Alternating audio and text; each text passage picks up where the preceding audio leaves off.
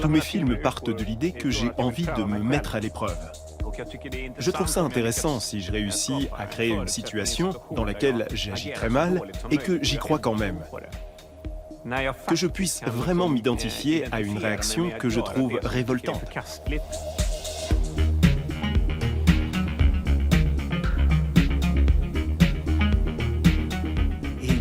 Il crée des situations un peu bizarres et tordues, dans lesquelles vous vous demandez toujours « Moi, qu'est-ce que j'aurais fait ?»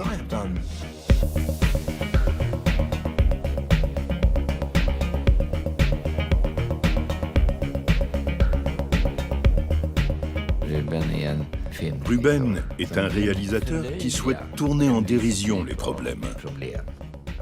Il a l'ambition de bousculer le spectateur.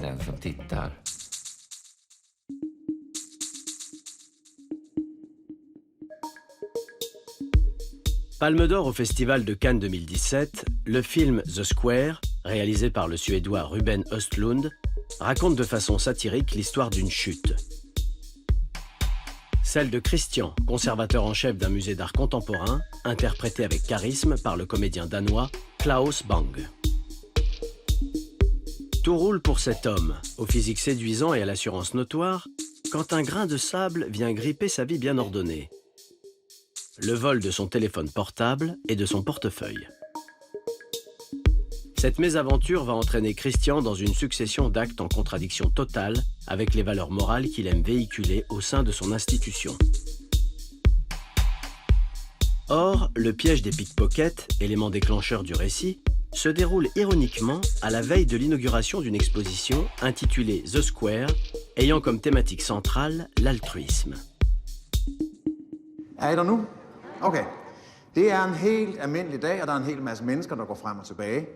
Nu kigger I ned, og så ser I, at I står i en firkant. Et hvidt omrids af en firkant på 4 gange 4 meter.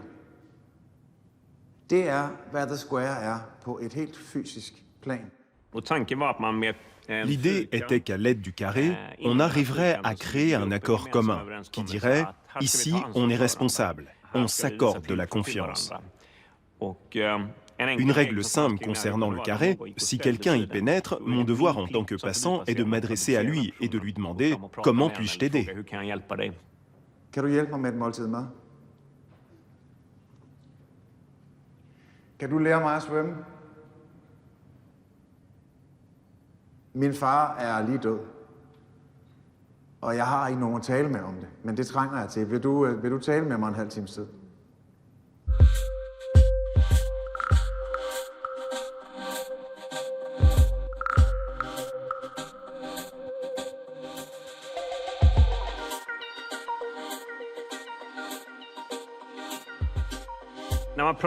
Quand on parle du film The Square, il faut savoir que la genèse du carré était une œuvre d'art qui existait précédemment, qui en suédois s'appelle Rutan. Je l'ai créé avec Kalle Baumann, qui était mon mentor. Nous avons développé cette idée d'une zone de confiance comme un essai artistique.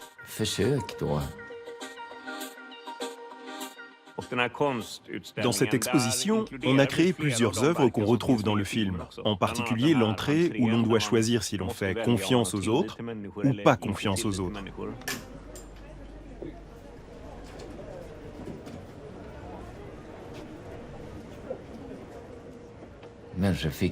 Les visiteurs devaient effectuer un choix existentiel.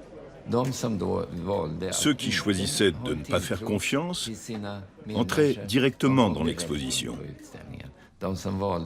Ceux qui choisissaient de faire confiance à autrui devaient passer devant une photo de gens à l'air très sérieux. Il y avait un panneau indiquant « Veuillez poser votre portefeuille et votre téléphone portable ici ».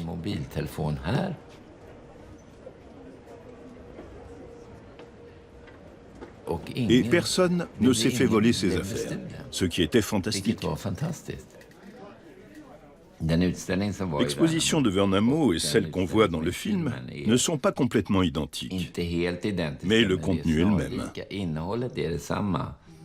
For at komme ind på udstillingen, så skal man tage stilling til, om man er et menneske, som har tillid til andre mennesker, eller om man er et menneske, som ikke har tillid til andre mennesker. Og det gør man ved at trykke på en knap, en af de her to, og det må I gerne gøre nu.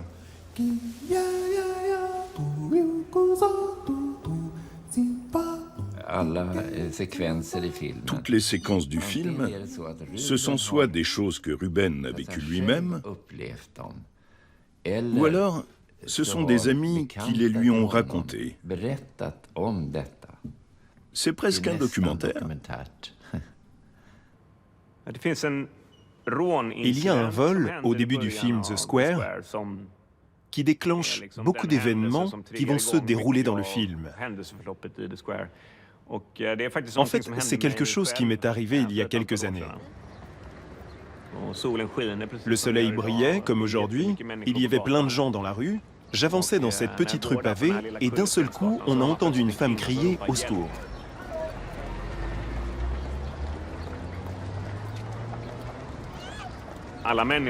J'étais un peu inquiet. Comme tout le monde, on regarde un peu autour et puis on n'y pense plus.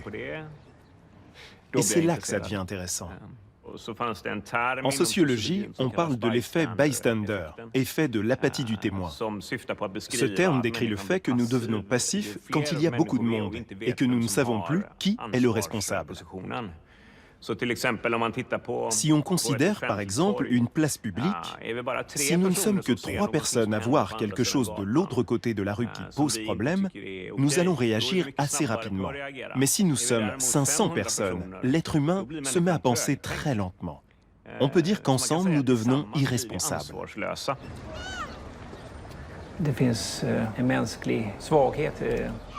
Il y a une faiblesse humaine qui fait que nous n'agissons pas pour soutenir les plus faibles ou ceux qui sont exposés à des risques. Et c'est presque un sentiment de panique qui est à l'œuvre. En sociologie, l'apathie du témoin est un terme qui aide à éclairer notre comportement et à comprendre comment rompre avec ce comportement. Alors pour moi, la sociologie, c'est beau. C'est une discipline qui ose regarder l'être humain quand il échoue et sans le culpabiliser.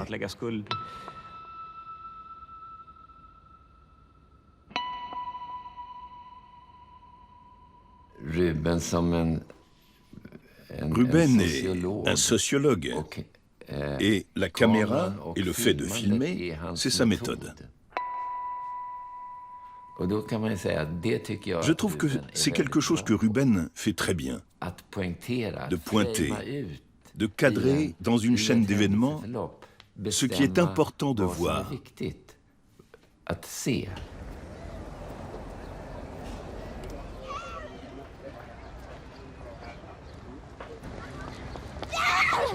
Du måste hjälpa mig. Vänta.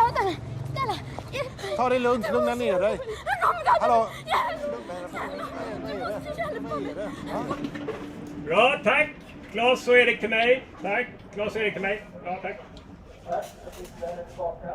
Där killen. Att du följer honom. Eller att du börjar gå efter honom. Förstår du vad jag menar? Att man tar in hjälpet så mycket så börjar man inte titta på mobiltelefonen igen. Do you understand that? If you hear help, someone screaming, and you start to look on it, that you don't go back on this mobile phone again. But if you only register it, and you only hear help, and you're so weak, so you, or maybe you only see the muscles in your neck is starting to get tense. So you don't turn the head around or anything? I mean, it's different how you decide to do it. But if you start to look around, then you don't go back to the mobile phone again. I have never... Je n'ai jamais travaillé avec un réalisateur qui possède un tel détecteur de conneries. Si une infime partie de ce que vous faites ne le convainc pas, il vous le dira. Et il vous fera recommencer encore et encore. Plusieurs fois, il m'a appelé devant le moniteur et m'a dit « Je veux que tu comprennes ce que je veux dire. Là, j'y crois, là, je n'y crois pas, et là, je n'y crois pas. » But really try to stay true to your reactions now if someone is screaming help, and you can choose how loud the first help is. The second help, then things are getting like this needs attention. The third helps make you stand stronger. Yeah. So the second help makes me not want to go back to the phone. Exactly. And the first one is like, was that something? No, that Yeah, was exactly. What was He that? was like, when you hear that Il me sound, disait, quand tu entends ce son, ce n'est pas... Qu'est-ce que c'est? I mean, it's that kind of Ce genre de reaction. petite It's not a big réaction. thing. It's Tu almost n'utilises like que la this mécanique de ton mechanism of your corps. body. We did at least On a fait au 70 moins takes. 70 prises. And at one Et point, au bout you d'un stop moment, wanting tu to arrêtes do de penser. something with it. Tu arrêtes You de stop jouer, acting, de you vouloir stop produire. producing, you Tu oublies forget ce what que tu you voulais sort faire au of départ, et wanted là, to do tu in atteins the ce qu'il first cherchait. place. And you're just there.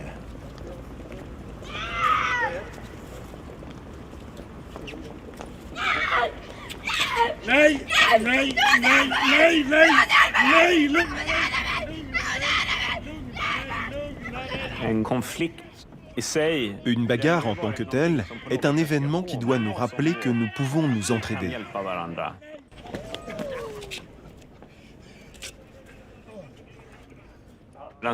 En Suède, nous faisons particulièrement confiance à ce que nous avons en commun. Nous croyons au fait de résoudre les problèmes de façon collective.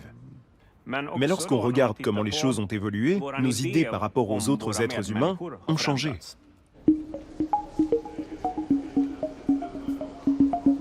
À travers le film The Square, le cinéaste Ruben Östlund interroge la question du vivre ensemble en Suède.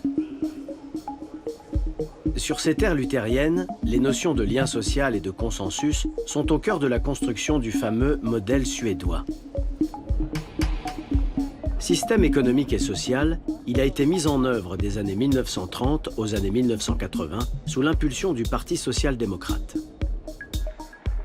Incarné par l'emblématique Premier ministre Olof Palme, ce modèle était basé sur un État-providence qui assurait une large redistribution des richesses et offrait une protection en matière de santé, d'éducation et d'emploi. Il insufflait ainsi, au sein de la société suédoise, l'idée d'une cohésion nationale et l'idéal d'un destin commun. On pensait alors que l'État-providence encourageait la solidarité entre les gens. Parce que nous faisons partie d'une même collectivité. Mais c'est un système qui a été soumis à une très forte pression ces 30 dernières années.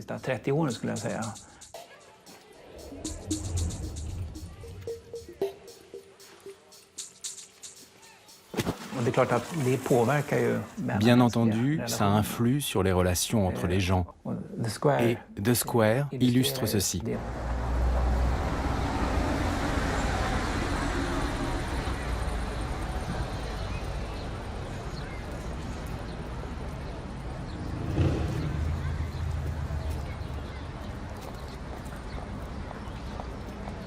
Undskyld mig, har du en telefon, jeg må låne? En telefon? Kan du hjælpe mig? Jeg skal bare... Må jeg låne din telefon?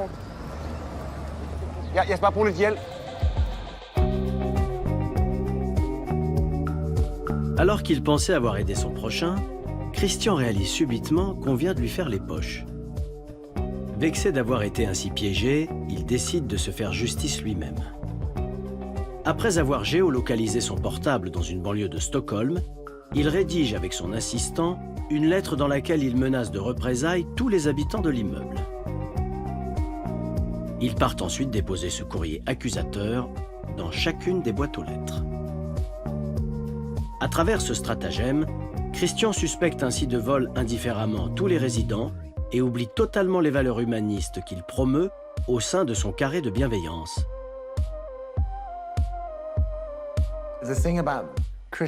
La particularité de Christian, c'est qu'il a comme un point aveugle, comme s'il y avait quelque chose qu'il ne pouvait pas voir. Comment tu étais dans cette pièce il y a 2 minutes à faire ton beau discours sur ce truc? Puis tu vas dans ton bureau 5 minutes après et tu écris cette lettre débile dans laquelle tu accuses un tas de gens d'un tas de trucs étranges. Comment ça se connecte? Mais quand on commence à faire des choses vraiment stupides, c'est là que ça devient intéressant. Les gens qui font des bonnes actions sont totalement sans intérêt, en tout cas pour un film. C'est la même chose avec les psychopathes. Souvent dans les films, c'est un psychopathe qui commet tous les meurtres. Alors on met le gars en prison et le problème est réglé, c'est terminé. Un film doit susciter des questions sur nous-mêmes. Je trouve ça génial. Parce qu'on est comme ça. On est irrationnel. Nos actes et nos paroles n'ont rien à voir. Ruben pense que c'est intéressant de montrer un personnage avec toutes ses failles et ses défauts et de l'observer. C'est un peu comme dans un laboratoire. Regardez un peu ce que font ces animaux humains.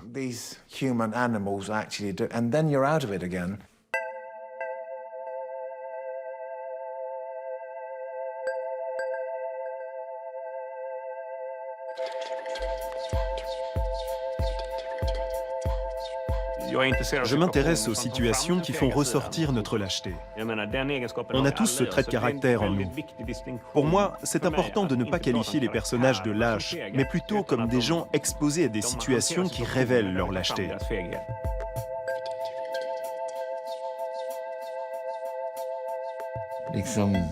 On dit que telle ou telle personne se comporte mal, mais on ne dit jamais que ce comportement est la conséquence de quelque chose, que ce mauvais comportement fait partie d'une logique. Quand on dit que Christian est un homme lâche, je pense qu'on dit ça parce qu'on a vu trop d'histoires de héros au cinéma.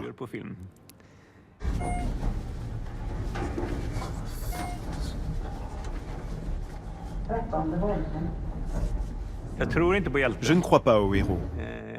Je crois que le héros existe en nous tout comme le lâche. Et si le spectateur n'arrive pas à s'identifier à la lâcheté de Christian, c'est moi qui ai échoué.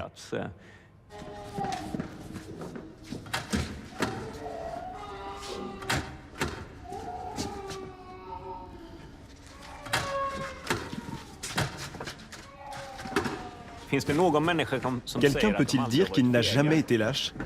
L'an dernier, j'étais invité au festival de cinéma d'Emir Kusturica. Il m'a téléphoné en disant « Je viens te chercher dans mon avion privé ». J'ai commencé à me demander quel genre d'avion ça pouvait être.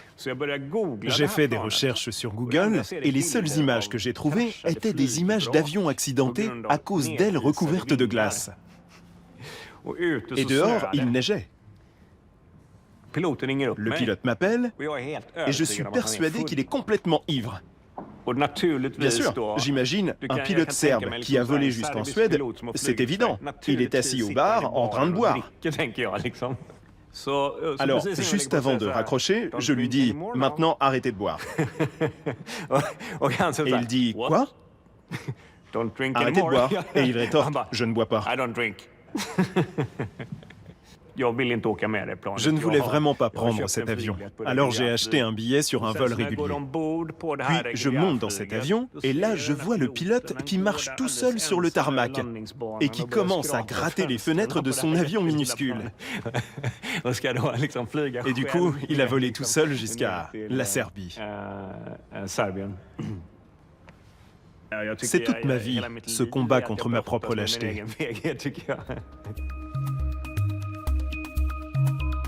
Le rapport à l'autre est le thème qui traverse toute la filmographie de Ruben Östlund. Dans ses premiers longs métrages, The Guitar Mongoloid, Happy Sweden et Play, il scrutait déjà dans un style radical l'influence du groupe sur l'individu. Dans son film suivant, Snow Therapy, le cinéaste suédois posait sa caméra dans une station de sport d'hiver pour disséquer, avec cynisme, le délitement d'un couple. Il mettait en scène un homme qui prend la fuite face à la menace d'une avalanche, délaissant femme et enfants avant de s'enfermer dans un profond déni.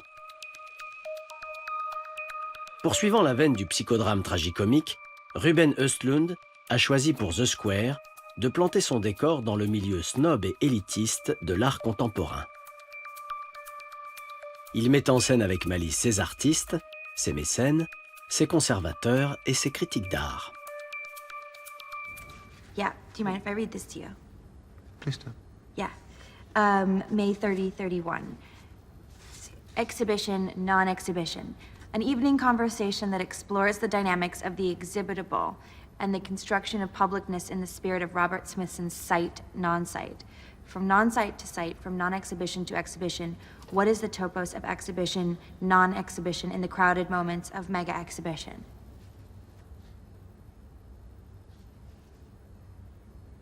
Can I?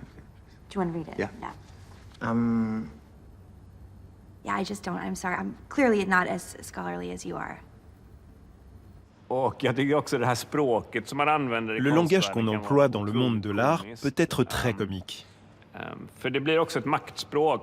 C'est un langage de pouvoir qui utilise une rhétorique compliquée pour exclure les gens. Seul un petit nombre de personnes maîtrisent ce langage pour préserver leur pouvoir.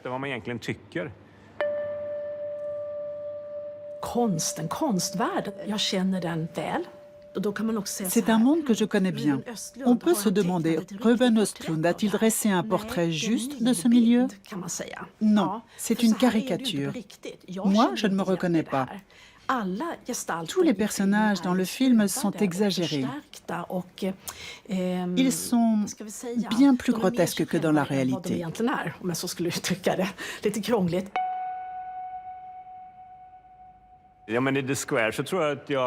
Dans The Square, j'avais envie de me moquer du monde de l'art, parce que je suis très partagé au sujet de l'art contemporain. Dans les musées, je ne vois que des collections qui sont là parce qu'elles ont une valeur économique. Dans la plupart des musées du monde, on voit un Giacometti, un Andy Warhol. Les collections se ressemblent beaucoup.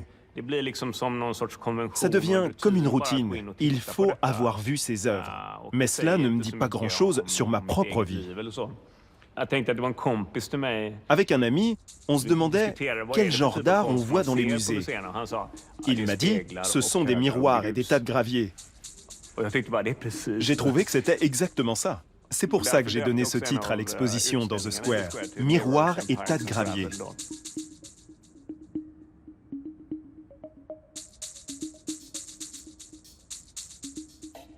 Ruben avait une idée très précise. Il m'a donné cette esquisse. On y voit les tas de gravier. On voulait que ces tas puissent être déplacés, car une fois qu'on a choisi le cadre, il faut leur trouver l'emplacement parfait. On ne pouvait pas juste verser le gravier n'importe comment. Donc, on les a fabriqués d'abord en polystyrène, puis on a mis une couche de ciment et après le gravier. Ça, c'est juste avant de commencer à tourner. Je suis en train d'ajuster les tas.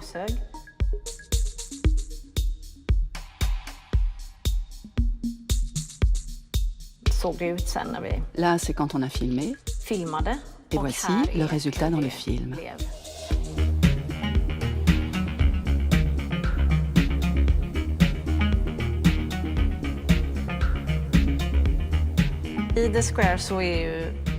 Dans The Square, pour notre musée, on a imaginé une extension moderne du Palais Royal de Stockholm. Nous avons ajouté numériquement cette partie moderne, tout comme le carré. Au début du film, il y a une statue en bronze qui est posée sur la cour intérieure du palais. Elle n'existe pas dans la réalité. C'est un effet visuel. Nous avons filmé la statue sur une place avec des pavés, puis on a créé la statue du chevalier.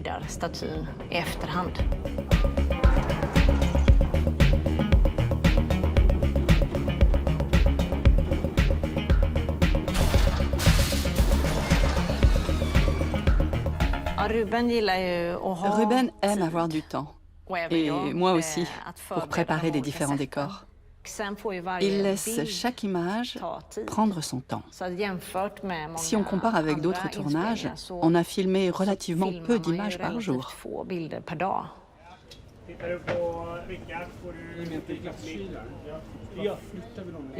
Moi, Ruben et Frédéric, le chef opérateur, on commence le matin par définir le cadre de l'image. Que doit-il contenir? Quelle doit être sa composition? On fait des essais pour décider s'il y a quelque chose à ajouter ou à enlever.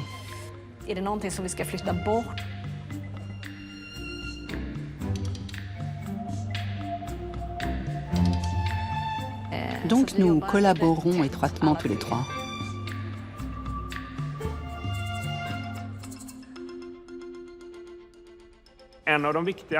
L'autre raison importante pour laquelle l'histoire se déroule dans un musée, c'est le rôle de cette agence de pub qui vient vendre ce projet humaniste. Pour promouvoir son exposition, Christian fait appel à une agence de communication. La campagne marketing est opérée par 2 jeunes créatifs, porteurs d'une vision d'un monde où la morale s'efface derrière le nombre de vues sur YouTube. Christian, trop absorbé par le vol de son portable, laisse les communicants agir à leur guise et réaliser une vidéo outrancière posant des questions de déontologie. Les responsables de l'agence trouvent que le message du carré est important, mais qu'il est trop consensuel. Alors ils fabriquent cette vidéo sur YouTube qui s'appelle « Enfant blond se faisant exploser en morceaux ». Leur but est de faire scandale pour que tout le monde s'offusque et écrive sur le sujet. Il est facile de communiquer sur une peinture de Pablo Picasso en s'appuyant sur la force ressentie par le spectateur face à l'œuvre. Mais l'art conceptuel, qui travaille avec des messages, des pensées, et qui s'exprime à travers d'autres médiums, est difficile à décliner en termes de communication.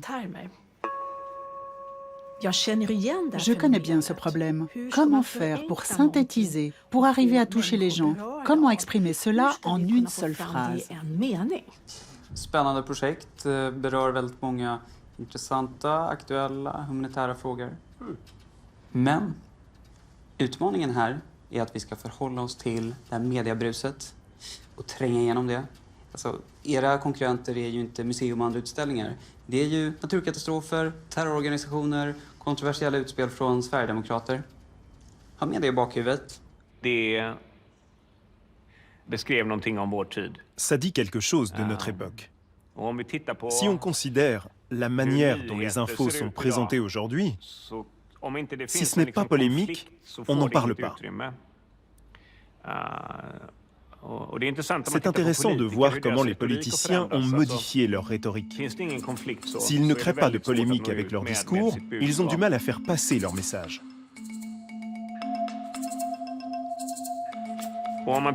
Si on prend par exemple le mouvement de l'extrême droite en Suède, la moindre déclaration stupide d'un politicien d'extrême droite se retrouve à la une des journaux.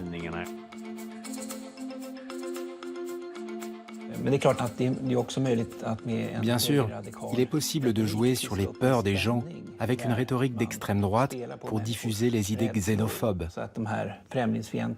Le parti d'extrême droite a eu près de 20% lors des dernières élections en Suède. On a mesuré le pourcentage d'exposition dans les médias du parti d'extrême droite et on l'a comparé avec son nombre de suffrages à l'élection européenne. Et le pourcentage d'exposition dans les médias correspondait au nombre de votes. Encore et encore, les médias tombent dans le piège. Si le film The Square se moque du monde de l'art et critique de façon virulente la sphère médiatique, c'est plus largement la crise de la société suédoise qui est dénoncée par Ruben Östlund.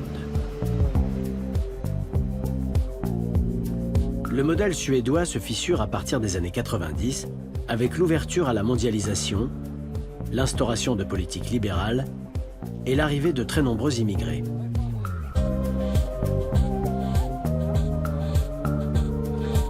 Même si la Suède reste un pays relativement égalitaire et où il fait bon vivre, elle doit désormais faire face, comme le reste de l'Europe, à la montée des disparités, la hausse de la pauvreté et l'apparition de la mendicité.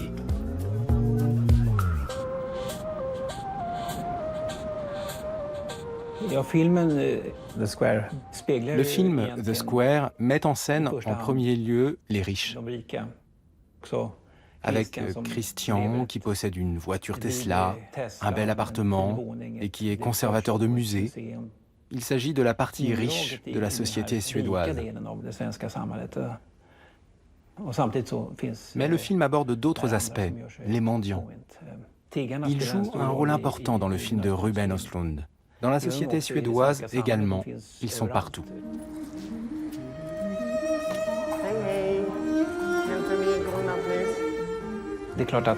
C'est une société dont les structures se délitent.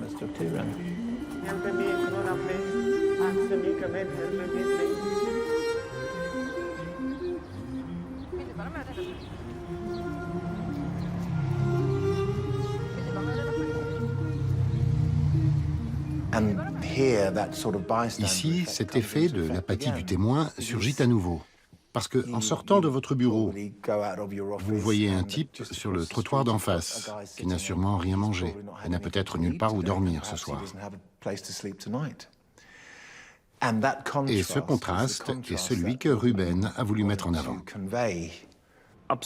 Ma question absolue est, pourquoi la société ne s'occupe pas de ce problème? Comment se fait-il que notre société laisse les gens dans la rue? Mais très vite, ces questions se posent au niveau de l'individu. Autrement dit, doit-on donner de l'argent à un mendiant? Je pense qu'il est impossible de résoudre ce problème à un niveau individuel.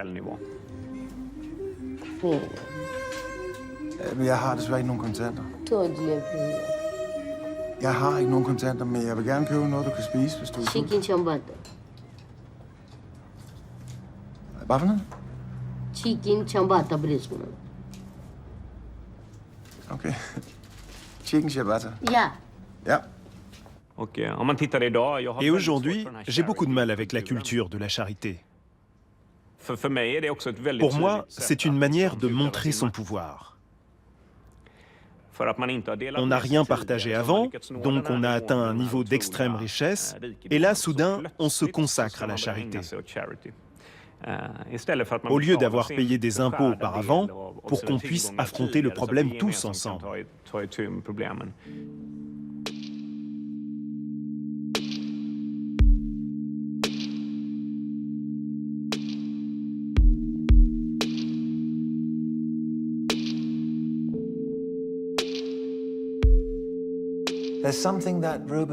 Il y a une chose dont j'ai parlé avec Ruben à propos de toute cette région, la Suède, le Danemark, la Finlande, la Norvège. L'idée, c'est qu'on paie beaucoup d'impôts et en échange, tout le monde est protégé. Mais ça pousse les gens à penser, j'ai payé mes impôts, l'État s'en occupe, je n'ai pas à m'en inquiéter. Le système devrait s'assurer que tu vas bien. Alors, si tu es assis devant ma porte, si tu te sens mal, je ne suis pas la bonne personne. Va voir l'organisme au bout de la rue. Ils t'aideront. Et c'est quelque chose d'assez étrange. On n'est plus dans une situation où toi et moi, on s'entraide. Et ça va à l'encontre de l'idée du carré, qui est en fait un endroit où l'on peut dire à quelqu'un « j'ai besoin d'aide ».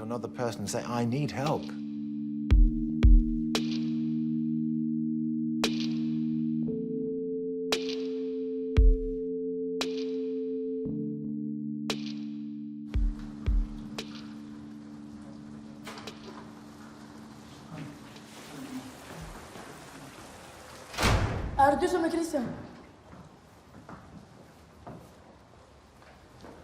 Är du som är Christian? Pappa. Kan I ikke bare lige gå op til lejligheden? Jeg kommer lige om 2 minutter, ikke? I venter bare lige udenfor. Hvad foregår der her? Du har lagt den på en brevlåda. L'apparition d'un jeune enfant va faire basculer la vie de Christian. Grâce à sa lettre de menace, il a réussi à récupérer son portefeuille et son portable. Mais son stratagème a eu pour conséquence d'accuser à tort de vol un enfant de la cité. Ce jeune garçon va confronter Christian à l'ignominie de son geste et devenir un poids sur sa conscience. Ce garçon subit beaucoup de pression parce que ses parents l'accusent d'avoir fait ce qui est écrit sur cette lettre. Il réagit à une injustice dont il est victime. Et tout d'un coup, il se rebelle. Ce n'est pas bien, c'est une injustice. Je dois me battre pour défendre mes droits. Nu är mina föräldrar tror att jag är tjuv. Hvad laver du inde i min opgang? Du skal slet ikke være her. Jag ska visst vara, du ska be om ursäkt sen jag går. Prøv at høre her. Du skal ikke være her. Det skal du altså ikke. Det er for mærkeligt. Det er simpelthen for underligt, at du er herinde. Du skal gå. Ikke også? Ja, men stanna. Nej. Jo, Nej. stanna snabbt. Hallå! La rencontre entre Christian, le personnage masculin en crise, et l'enfant, c'est comme dans le conte d'Andersen.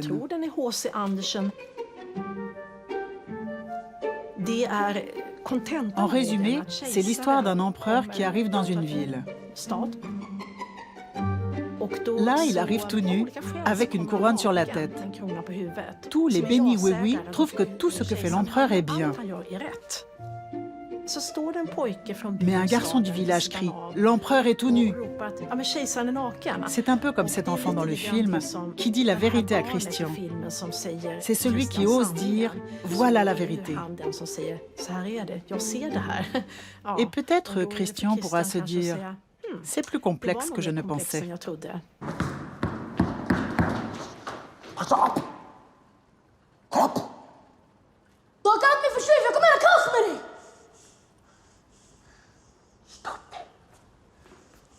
Nej.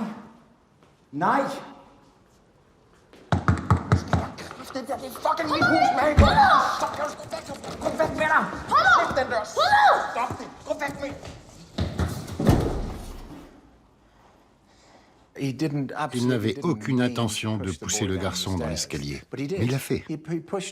C'est à cause de lui qu'il est tombé. Et ensuite, il n'a pas bougé, il ne l'a pas aidé.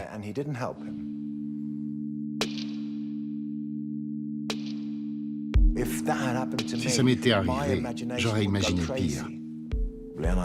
Je me serais dit, oh mon Dieu, il doit être mort ou grièvement blessé.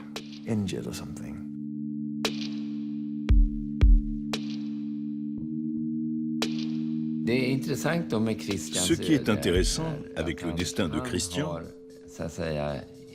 c'est qu'il se retrouve dans une situation dans laquelle il s'est comporté d'une manière inacceptable à ses propres yeux. Alors il fait une tentative. À la fin du film, Christian va dans la cité de ce garçon pour lui demander pardon. Mais il ne le retrouve pas. Bodde, jag tror de har flyttat. Okay. Du ved ikke tilfældigvis, hvor de flyttede hen, vel? Ingen aning.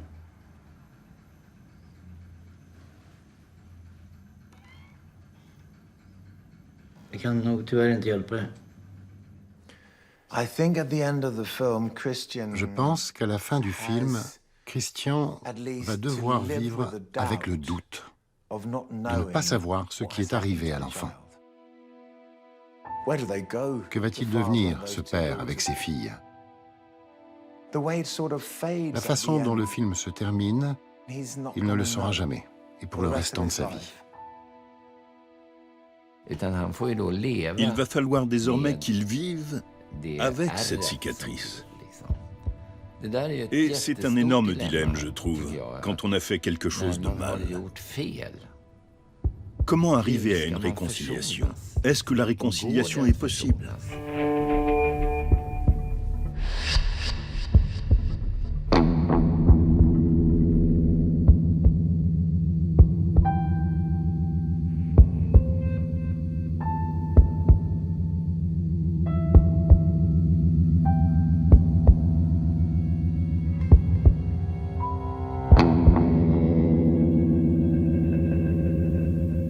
Provoquer le spectateur et créer le malaise, telle est la signature de Ruben Östlund. En digne héritier de Michael Haneke dont il revendique la filiation, il s'agit pour Östlund de malmener son public pour mieux l'extraire de sa position confortable de consommateur d'images. Cette volonté d'instaurer le malaise atteint son paroxysme lors d'une séquence mémorable au cours de laquelle un homme singe surgit lors d'une réception organisée par Christian pour les donateurs du musée. Une performance artistique qui va petit à petit déraper pour devenir insoutenable. Ce qui m'intéresse depuis toujours, c'est d'observer l'animalité chez l'homme. Nous aimons nous considérer comme des êtres intellectuels et rationnels, mais nous sommes aussi fortement dirigés par nos pulsions et nos instincts. Je me suis intéressé à un artiste russe nommé Oleg Kulik. Oleg Kulik a fait une performance très connue en Suède, pendant laquelle il était un chien.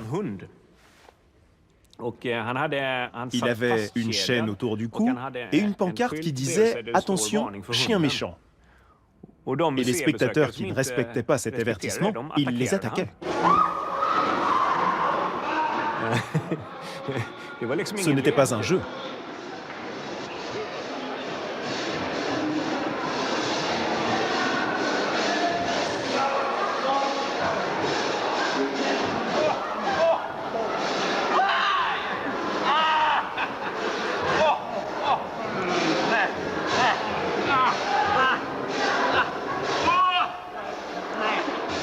Et ils ont fini par appeler la police.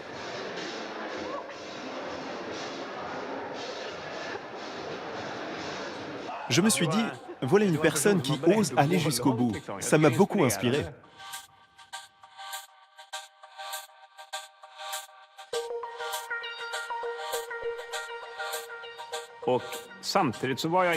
Au même moment, je m'intéressais aux acteurs qui imitent des singes. Et j'ai vu une vidéo avec Terry Notary qui joue un singe dans La planète des singes.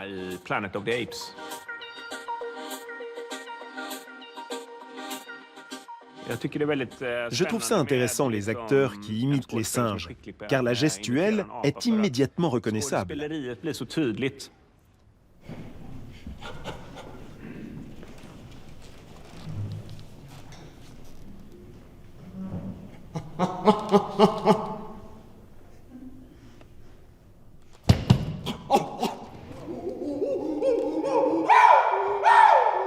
Well, I got a call from Ruben. He said, I want you to terrorize this group of there's donors in this banquet hall. And I thought, ooh, that's fun. Let's do that.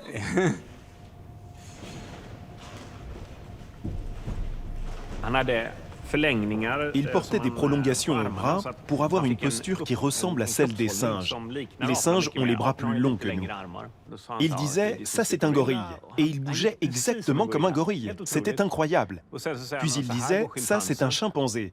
On le voyait instantanément changer et c'était un chimpanzé. What happened if you, Terry, what happened if you do like what do you call the posturing or the monk when the gorilla is like Yeah, like a super hard, to scare you. like a charge, and then just stop and hold it.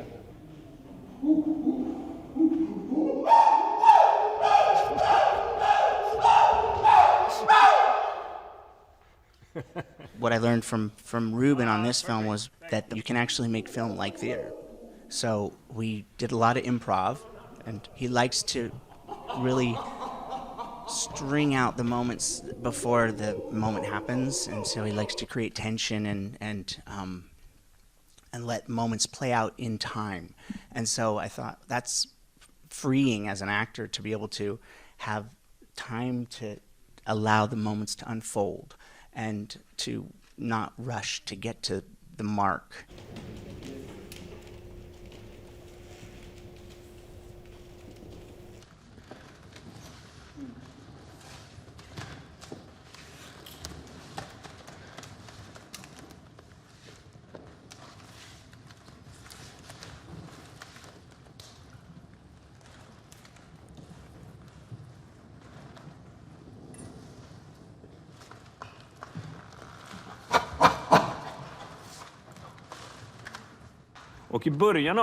Au début de cette performance, il y a un présentateur qui parle aux invités.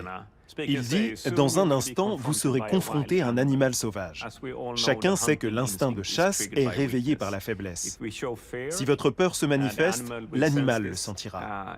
Si vous tentez de fuir, l'animal vous traquera. Mais si vous restez parfaitement immobile, vous pouvez vous cacher dans le troupeau en sachant qu'un autre sera la proie. »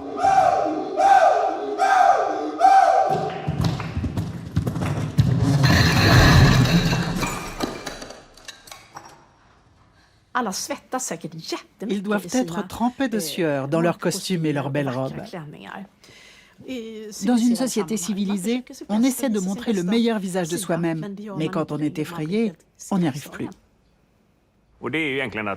C'est une manière de dénoncer cet effet d'apathie du témoin. Nous restons passifs, on se dit « pas moi, pas moi, prends quelqu'un d'autre ». On se cache dans le troupeau.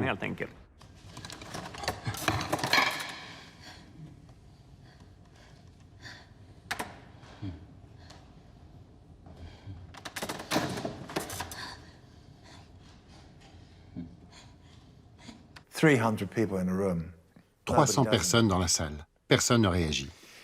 C'est horrible. Mais c'est vraiment très ingénieux. Il y a tant de règles qu'on doit respecter. C'est une performance. Et si je l'interromps, peut-être qu'on m'accusera d'avoir gâché une des plus grandes œuvres d'art. Ils deviennent sourds à leurs propres signaux d'alerte, à leur instinct.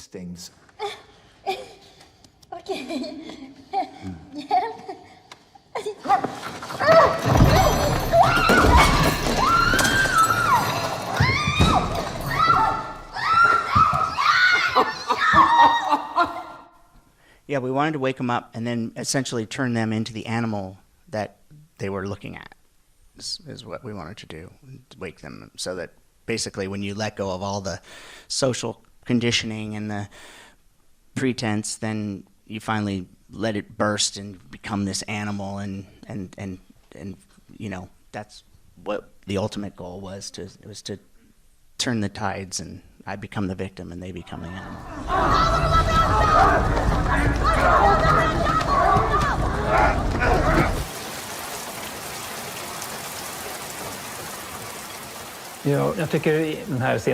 Je trouve que cette scène de l'homme-singe est monumentale.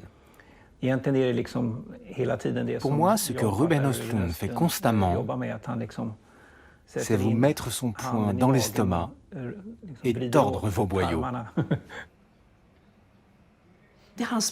Son langage cinématographique singulier dépasse les bornes, mais de façon à ce que l'on soit toujours en train d'hésiter, de vaciller. On ne sait pas ce qu'on regarde, il nous maintient captifs. C'est un peu comme dans un film d'horreur, où vous vous dites « Ne monte pas cet escalier, il est là-haut. Non, non, non, n'y va pas ». Et on n'arrive pas à détacher son regard.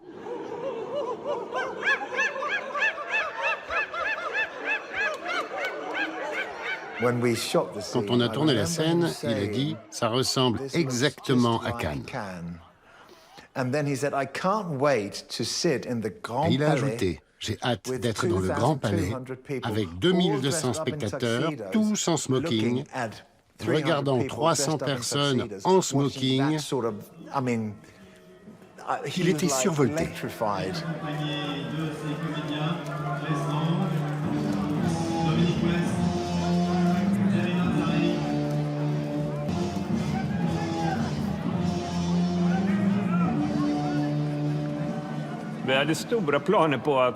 On avait de grands projets. Terry Notary devait apporter ses rallonges de bras et aller en smoking sur le tapis rouge faire son imitation de singe. Mais ces rallonges ont été bloquées à l'aéroport et ne sont pas arrivées à temps. Alors l'idée a été de faire participer le public au cri primal de la joie. Imaginez tout ce public habillé en smoking qui crie à tue-tête.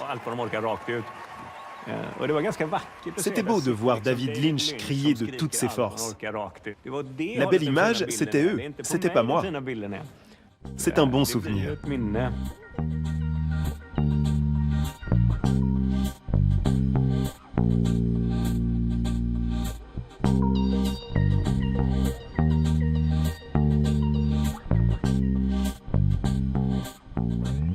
Pour The Square, Ruben Östlund a choisi le monde de l'art. Il aurait pu choisir celui du cinéma, car il y a des mécanismes similaires dans ce monde-là. Tous les milieux prétentieux, je pense qu'il faut y aller, gratter un peu la surface et se demander ce qu'ils font. Cela ne me pose aucun problème si quelqu'un veut faire un film sur le monde du cinéma pour montrer à quel point nous sommes ridicules.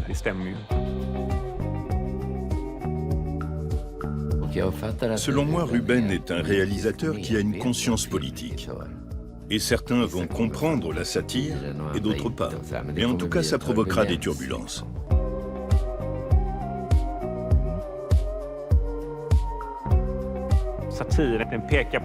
La satire ose se moquer des positions de pouvoir, sans que la moquerie ne vise une personne en particulier.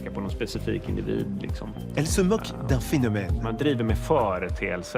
Ce genre d'attaque qui vise le contenu, ça me manque aujourd'hui.